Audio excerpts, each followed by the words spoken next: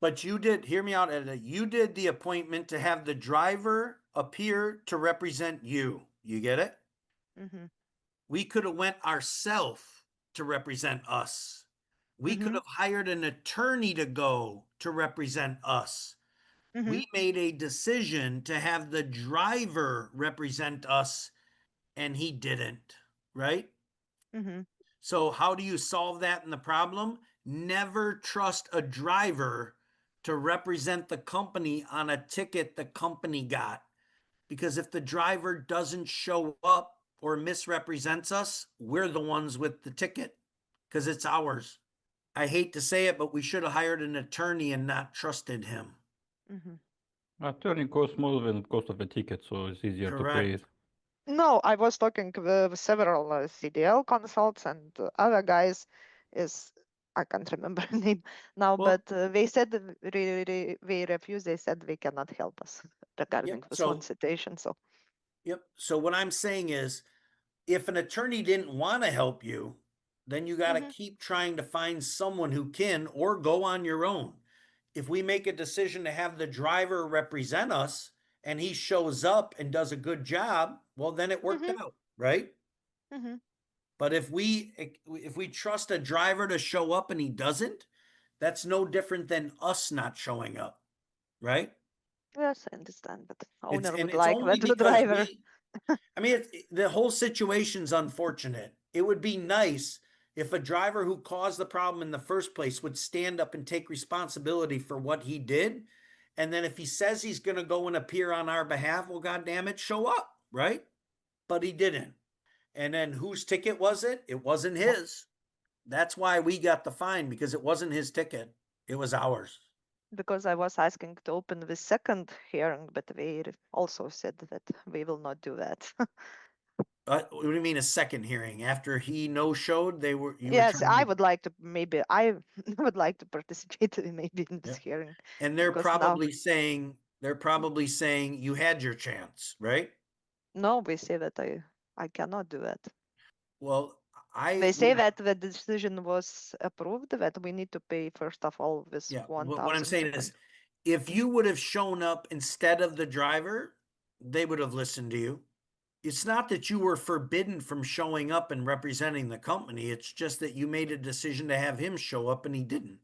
And then they don't want to reopen it so you can later. They're probably saying you had your chance. And your chance was when you sent the driver and he didn't show up. Does that make sense? Yes, yes, I know I because mean, it sucks. Don't get me wrong. I'm not trying to say it doesn't suck. It sucks that a driver who committed to showing up didn't. yeah, no, it was not my decision, where is the Yeah. owner or company. So moral of the story, what do we learn from this? Be careful who you trust to represent you in a ticket issued to you. Whether it be trusting a driver or even trusting an attorney. Who on this call has ever hired an attorney that did a shit job? Probably someone, right? A lot of them, unfortunately. Yeah, a lot of them. So anytime you hire anyone to do something that you could have done yourself and then it didn't work out, and later you're like, God, I should have just done it myself. If I had $5 for every time I should have handled something myself instead of relying on someone in my life, man, I'd be rich, you know? And it's unfortunate. There's very few people that care, you know? That's my cynical side. Sorry about that. All right. So, any other questions? Keep them coming today. It's good stuff. Anybody else? Yes, I had a question. Yep. Go ahead, sir. Um, Regarding working, I think this is obvious. You pretty much mentioned it, but working. If I'm a single truck owner operator, independent, if I'm at a truck wash, I'm not washing my truck. However, I'm paying somebody else. That is a line for on duty, not driving, correct? No. Unless you are supervising him washing it. But let's say that while you're paying someone to wash your truck, right? Like Yes, sir. it's in the bay and it's just sitting there. Yes. And you go into the truck stop and you go to the magazine rack and you start reading articles about Taylor Swift in People magazine. I mean, I'm making stupid shit up, right? Right, right. Are you off duty when you're reading magazines inside the truck stop about Taylor Swift and her next concert tour.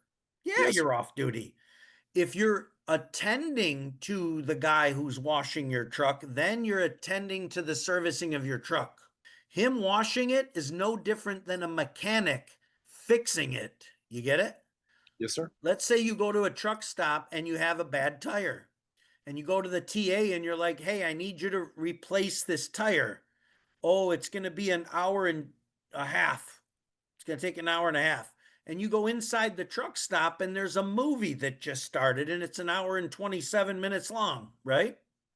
Yes, And you sit through that hour and 27-minute movie while someone else is replacing the tire on your truck. You are absolutely off duty sitting in there watching that movie. okay. I Now, was just, let's say you want to split your sleeper and take that 2-hour break as part of your 10, right? okay, Well, then sit in there for an hour and 27 minutes watching the movie and don't go pick up your truck even though it's done. Go in the shitter for 33 minutes and then come out. And when the truck stop says, how come it took you so long? I told you it was an hour and a half and you took 2 hours. Oh, I watched a movie and then took a 30-minute shit, right? sure. Now, is that off duty? Yes. Can you use that as part of your split sleeper? Yes. You watched a movie and took a shit, right? They Yes, fixed sir. your truck. You didn't. Now, That's if right. you're off, if your manager says, while they're replacing your tire, I want you to watch them. And you're going to supervise them replacing your tire, right? Okay. Well, then that's on duty. Well, I guess my question is, even though they're doing the work, however, when I go to pay for the bill, that would be on duty, right? Yes. Okay, You paying the bill would be on duty. So don't go watch the movie, then pay the bill, and then take a shit, right? sure. You watch the movie, you take a shit, you get to your second hour, then you pay the bill and you go back on duty when you pay the bill. And Okay.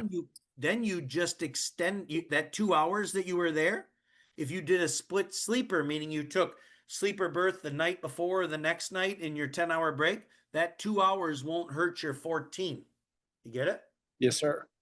And everybody here should always be, anytime you're delayed anywhere for like an hour and a half or hour 45, and you know you had sleeper berth the night before or tonight of at least say 7 hours, but let's say preferably 8, right? 8 hours consecutive in the sleeper berth as part of a 10 allows you to validate the 2-hour delay you just had watching a movie and taking a shit, right?